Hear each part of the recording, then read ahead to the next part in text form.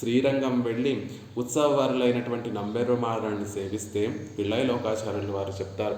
ఆ పాదపీఠం పెరుమాళ్ళు తిరుమేని అర్చా విగ్రహం వేయించేసి ఉండేటటువంటి పాదపీఠం పద్మంలాగా ఉండేటటువంటి ఆ పాదపీఠం ఏదైతే ఉంటుందో దాని మీద మట్టిలో చూడండి ఒక బంకమట్టిలో మనం కాలు పెడితే అది కొంచెం లోపలికి వెళుతుంది.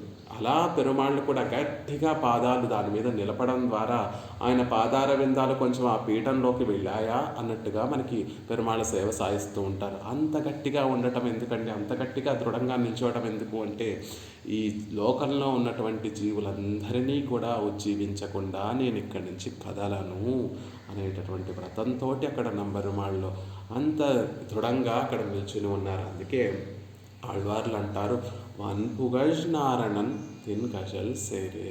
గొప్ప కళ్యాణ గుణములకి కళ్యాణ గుణములన్నీ కూడా ఆశ్రయించినటువంటి ఆ శ్రీమన్నారాయణుడి యొక్క దృఢమైనటువంటి ఆ శ్రీచరణాలను చేరండి, దాన్ని పట్టుకోండి.